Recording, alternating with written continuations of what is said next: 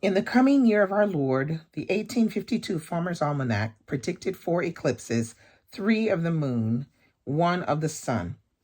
It said nothing of torrential rain, no prophecies of muddied fields or stalks of cotton so waterlogged and beaten down the bolls grazed the earth. By the time the hot Texas sun made its return, glaring its indiscriminate and wanton gaze, it was much too late. The cotton wouldn't mature, instead choosing to rot right there, the bolls refusing to open. It held back the white woolly heads that were so much in demand, and instead relinquished a dank fungal smell that remained trapped in their air for weeks. The day we were ordered to clear the field, we prayed for a norther. Those horrible howling winds that scared us plumb to death, our first winter in this strange country. But we knew better. Texas weather was an animal all its own, and we had yet to figure out what gods it answered to. With no plow, we had no choice but to break it up by hand. We took to the field with pickaxes and dug up the roots, and patch by patch we set them aflame. It was easy to get too close to underestimate the direction and sway of the growing fire. We spent the day that way, leaping from one blaze to another, our long skirts gathered in our fists, while black plumes of smoke darkened the sky.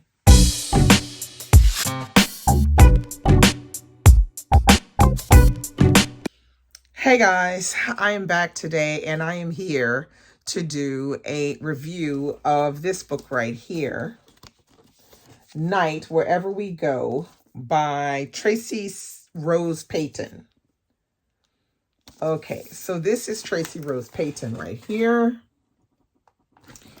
And this is her debut novel. And this is a slave narrative which follows 6 enslaved women who become a part of a plantation from a couple called the Lucys. They call them the Lucys. We have the man is called, I think his name is Monroe, and his wife is called Lizzie. It appears to be that Lizzie is from a family who has money, and her husband is not.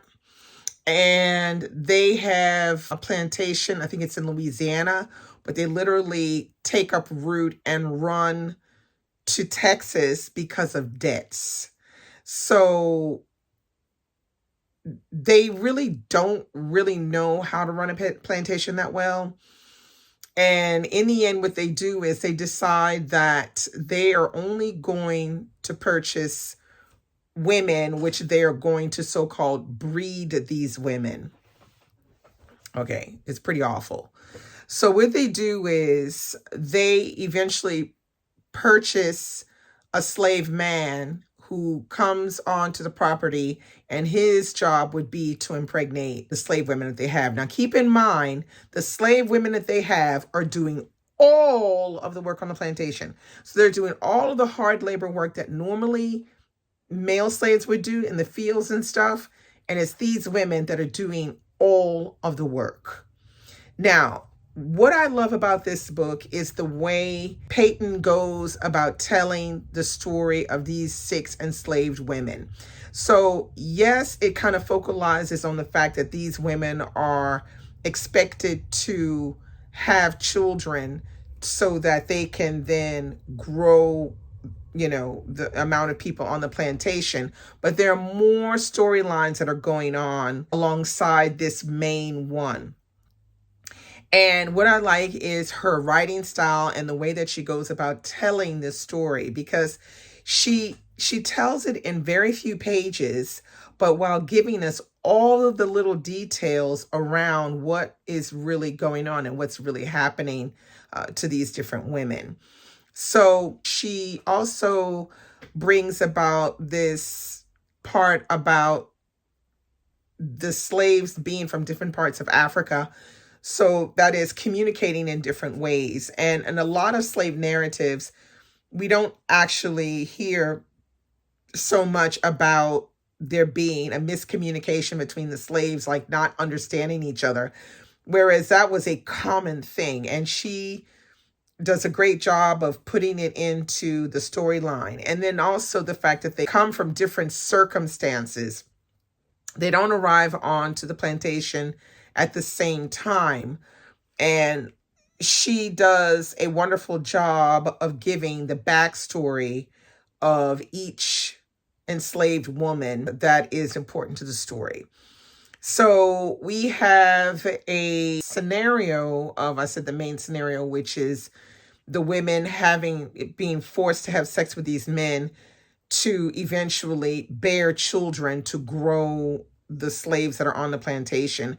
And then we have this other storyline as we're seeing at the same time the woman, the mistress of the plantation, is having children, and she's having them very close together.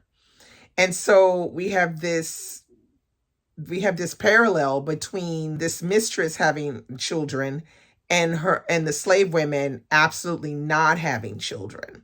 So there's this idea that they're not only are they kind of broke, but their plantation is considered to be barren because there's only these slave women on the plantation and maybe one or two men. But before, there was just the women and they were doing all of the hard work themselves.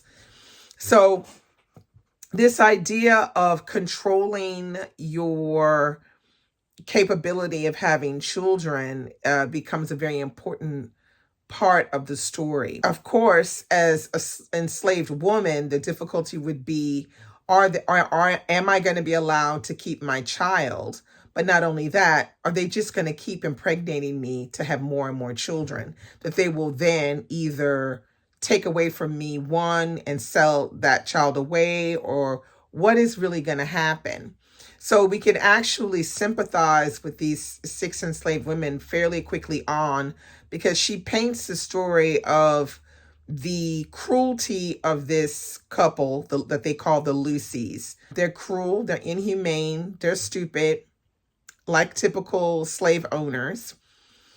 And the women have all of the things that they know from the past, so they dabble in herbs, they dabble in a lot of different things like that.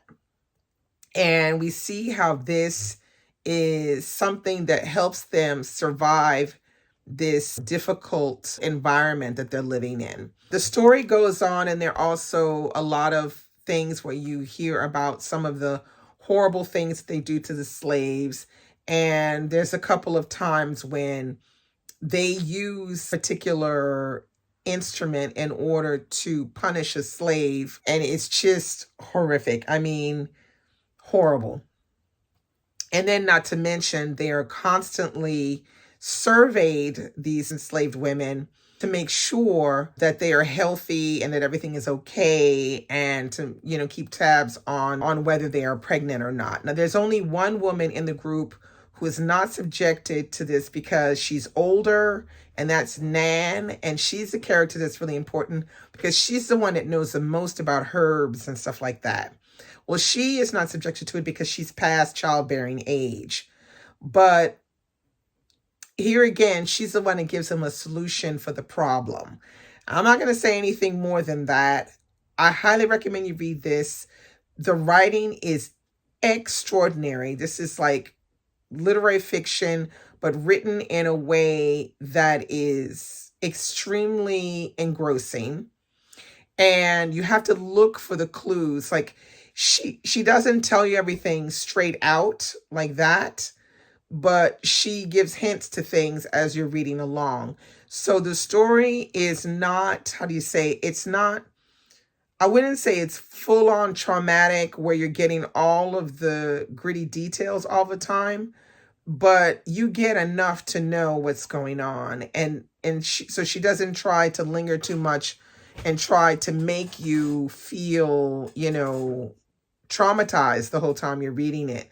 But you are given some ins and outs of what's going on. And I find that is what's I found interesting about it, was the way she decided to go about telling the story.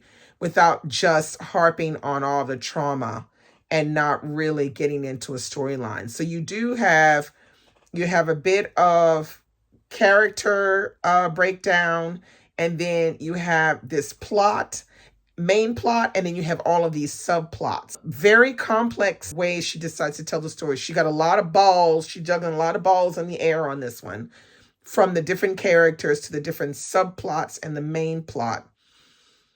But she does a great job.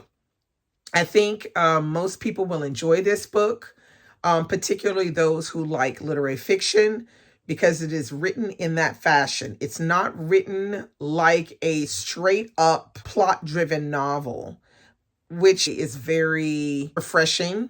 That's not written like that. And it's written in a way that we worry more about the slaves and are from the slaves' point of view more so than from the master and mistress's point of view.